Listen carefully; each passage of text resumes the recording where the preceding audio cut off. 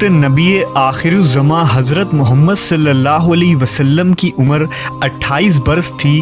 یہ عام الفیل کا 23واں سال تھا اور فارس میں ہرمز کا بیٹا پرویز تخت نشین تھا۔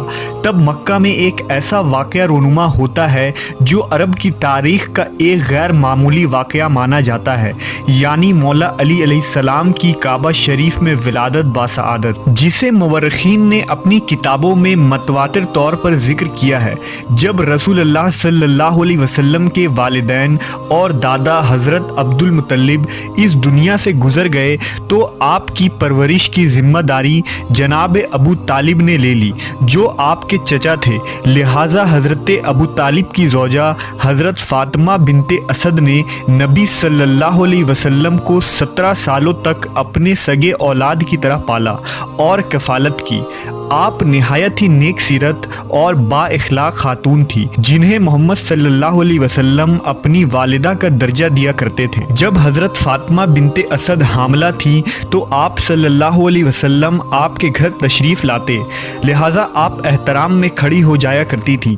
ایک دن آپ صلی اللہ علیہ وسلم نے فرمایا، اے والدہ، آپ حاملہ ہیں اور اس حال میں مجھے گوارا نہیں کہ آپ میرے احترام میں کھڑی ہوں۔ اس پر حضرت فاطمہ نے فرمایا، خدا کی قسم، جب میں آپ کی زیارت کرتی ہوں تو میرے شکم میں بچہ اس طرح حرکت کرتا ہے کہ میں اٹھنے پر مجبور ہو جاتی ہوں۔ جب بچے کی پیدائش کا وقت قریب آ گیا تو ایک دن خانہ کعبہ کے گرد طواف کرنے کے ارادے سے نکلی اور روایتوں کے مطابق جناب ابو طالب نے ہی انہیں طواف کعبہ کے لیے بھیجا تھا۔ ایک قول کے مطابق خود نبی صلی اللہ علیہ وسلم نے انہیں طواف کعبہ کا مشورہ دیا۔ اس وقت کعبہ کے ارد گرد بت رکھے ہوا کرتے تھے اور مشرکین مکہ ان کی پوجا کرتے تھے۔ جب حضرت فاطمہ بنت اسد طواف کعبہ کر رہی تھی تو اچانک عین اسی وقت انہیں درد ذہ شروع ہو گیا۔ آپ کعبہ کے سامنے کھڑی ہو گئیں اور کہنے لگی، اے پروردگار، تجھے اس گھر کی عظمت کا واسطہ دے کر تیرے بارگاہ میں دعا کرتی ہوں کہ یہ مشکل مجھ پر آسان کر دے۔ اچانک کعبہ کے ایک جانب کی دیوار میں درار آنا شروع ہوا اور دیوار شق ہو گیا اور حضرت فاطمہ اس حصے سے خانہ کعبہ میں داخل ہو گئیں۔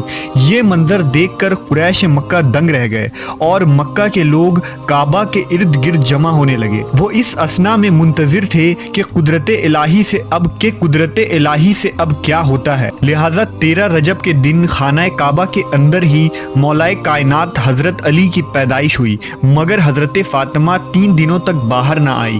آخر چوتھے دن خانہ کعبہ دوبارہ اسی مقام سے شق ہوا اور آپ ایک پرنور بچے کو اپنے گود میں لیے باہر آئیں۔ حرم شریف خوشی و مسرت سے جھوم رہا تھا اور لوگ مولود کعبہ کی اس معجزے پر خوشی کا اظہار کر رہے تھے۔ پھر رسول اللہ صلی اللہ علیہ وسلم تشریف لائے اور اس مبارک بچے کو اپنے آغوش میں لیا۔ روایتوں کے مطابق پیدائش کے بعد 3 دنوں تک حضرت علی نے اپنی آنکھیں نہیں کھولی تھی، لیکن جیسے ہی رسول اللہ صلی اللہ علیہ وسلم نے انہیں گود میں لیا، آپ نے اپنی چشم مبارک کھول دی اور اس طرح اس دنیا میں تشریف لانے کے بعد حضرت علی نے سب سے پہلے حضرت محمد صلی اللہ علیہ وسلم کا دیدار کیا۔ آپ نے اس بچے کا بوسہ لیا اور اعلان کیا کہ اس کا نام علی ہوگا۔